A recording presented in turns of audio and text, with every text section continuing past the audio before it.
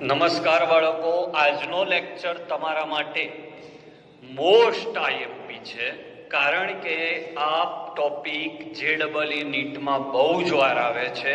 હું આની વ્યાખ્યા આપતા પહેલા એના ઉદાહરણ અને એના ઇંગ્લિશ શબ્દથી શરૂઆત કરું.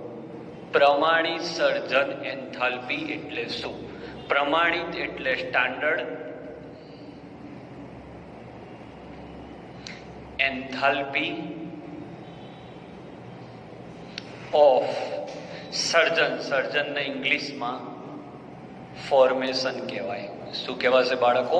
ફોર્મેશન. બધી વ્યાખ્યા પછી સંજ્ઞા શું લખીશું બાળકો? તો એન્થાલ્પી તો ડેલ્ટા એચ લખી દેવાનું, પ્રમાણિત એટલે ઉપર 0 લખી દેવાનું. હવે અહીંયા જો ફોર્મેશન એટલે અહીંયા લખાશે એફ. કન્ફ્યુઝ ના થતા, જો તમે અહીંયા FUS લખ્યો તો ફ્યુઝન થઈ જશે અને F લખશો તો સર્જન થઈ જશે. સર્જન એટલે ઇંગ્લિશમાં એને ફોર્મેશન કહેવાય. ઓકે, હવે અમુક હું વાતો કરું છું, એ વાતો ધ્યાનમાં રાખીએ, પછી વ્યાખ્યા કરીએ. આ વ્યાખ્યા ત્યારે જ થાય જ્યારે હું લખું છું એ શરતોનું પાલન થાય. બહુ જોરદાર પોઈન્ટ છે, તમને મજા આવશે. નિપજ તરીકે નિપજ હંમેશા 1 મોલ અને પ્રમાણિત સ્થિતિમાં હોવી જોઈએ. પ્રમાણિત સ્થિતિ એટલે જ્યાં તે વધારે સ્થાયી રહી શકે તેવી અવસ્થા, જેમ કે H2O માટે લિક્વિડ ને CO2 માટે ગેસ. બીજી શરત, પ્રક્રિયક તરફ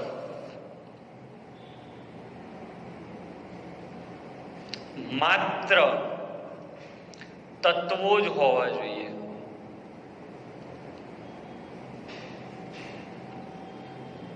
અને શરત નંબર 3, આ તત્વો તેની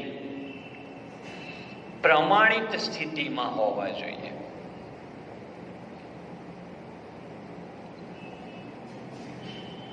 આ 3 શરતનું જો પાલન થાય તો જ તેને આ વ્યાખ્યાનું પાલન થયું કહેવાય.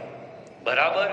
1 મોલ હોવી જોઈએ એટલે આને મોલર પ્રમાણિત સર્જન એન્થાલ્પી પણ કહી શકાય. હવે તમને આ બધા વાક્યોમાં ખબર નહીં પડે, હું કેટલાક ઉદાહરણ આપું પછી તમને એકદમ ક્લિયર થશે. N2 ગેસ જોતા રહેજો. 3H2 gas gives 2NH3 gas. Check કરો કે આ 3 શરતનું પાલન કરે છે. તો ચેક કરો. પહેલી જ શરત, નિપજ 1 મોલ હોવી જોઈએ એની પ્રમાણિત સ્થિતિમાં. તો એમોનિયાની પ્રમાણિત સ્થિતિ ગેસ છે તો ઓકે. નિપજ 1 મોલ હોવી જોઈએ, જ્યારે અહીંયા કેટલા મોલ છે? 2 મોલ. એટલે આ ડેલ્ટા FH0 નું પાલન કરતા નથી. હવે જે એનું પાલન ના કરે પણ ડેલ્ટા RH0 નું તો પાલન દરેક જણ કરે જ, એટલે પ્રક્રિયા એન્થાલ્પી કહેવાય. સમજાય છે? પણ સર્જન એન્થાલ્પી ના કહેવાય. પ્રક્રિયા તો છે જ એટલે પ્રક્રિયા એન્થાલ્પી તો કહેવાય, પણ સર્જન એન્થાલ્પી ના કહેવાય. બરાબર? સમજવા જેવી વાતો છે. ચલો, point number 2, H2 gas plus 1/2 O2 gas. વ્યાખ્યામાં પછી જઈશ. અને H2O લિક્વિડ. ચલો, શરતો ચેક કરો.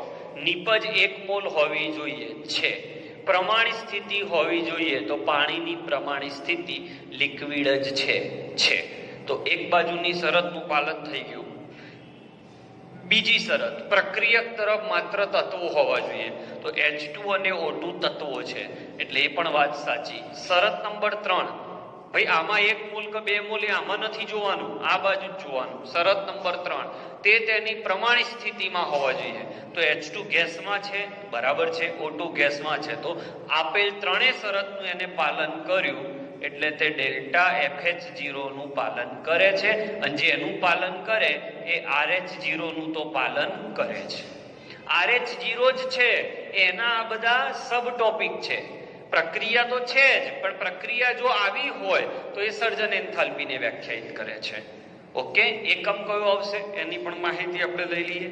એકમ તો ફિક્સ જ છે બધામાં, કિલો જૂલ પ્રતિ મોલ. ઘણી વાતો હજી મારે શીખવાડવાની છે, કરીએ છીએ ધીમે ધીમે. ઓકે, હવે આપણે લઈએ carbon graphite plus O2 gas gives CO2 gas. તો જો 1 મોલ સંયોજન તેની પ્રમાણિત સ્થિતિમાં, આ બાજુ તત્વો એની પ્રમાણિત સ્થિતિમાં, તો આને FH0 નું પાલન કર્યું અને RH0 નું તો પાલન થાય જ. હવે આ જ વસ્તુ આવ્યું હોય CO gas plus 1/2 O2 gas gives CO2 gas. તો આ બાજુ 1 મોલ સંયોજન પ્રમાણિત સ્થિતિમાં છે, આ બાજુ આ તત્વ છે પણ આ સંયોજન છે કાર્બન મોનોક્સાઇડ, એટલે આ સંયોજન હોવાથી તે શરતનું પાલન કરતા નથી. એટલે આ ડેલ્ટા FH0 નથી અને ડેલ્ટા RH0 તો છે જ.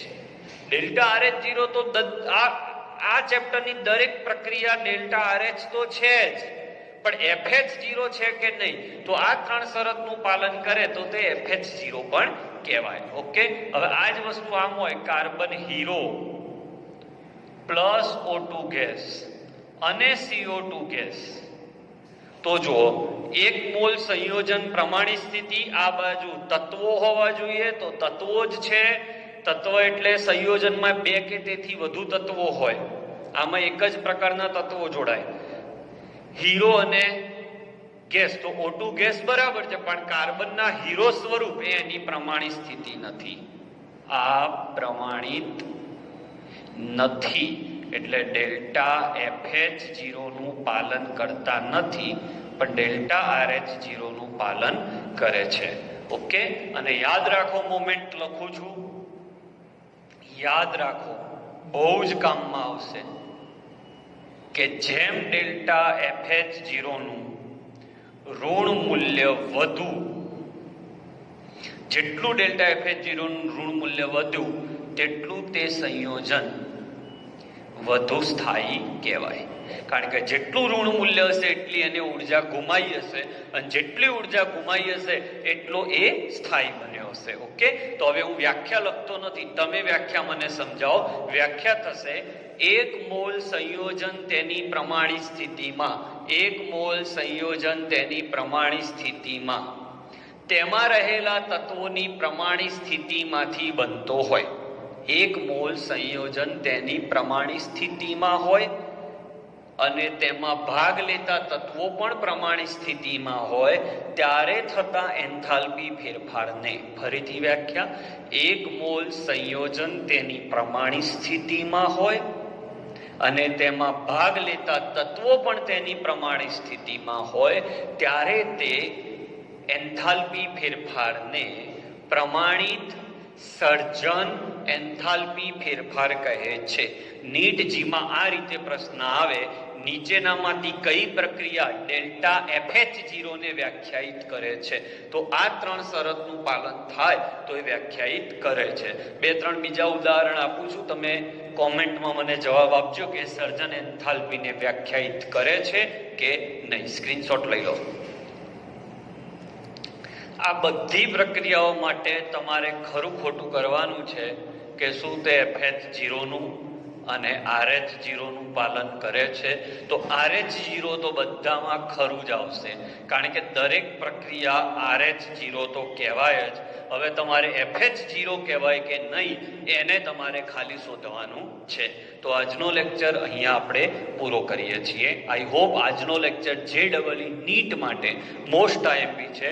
મૂલ્યો મોઢે કરવાના નથી, યાદ રહે તો સારું, ના યાદ રહે તો વાંધો નહીં. ખાસ વાત, સર્જન એન્થાલ્પી એ મોટા ભાગે ઉષ્માક્ષેપક હોય, એટલે જેટલી નેગેટિવ વેલ્યુ વધારે તેટલું તમારું તે સંયોજન વધારે સ્થાયી કહેવાશે. લઈ લો સ્ક્રીનશોટ.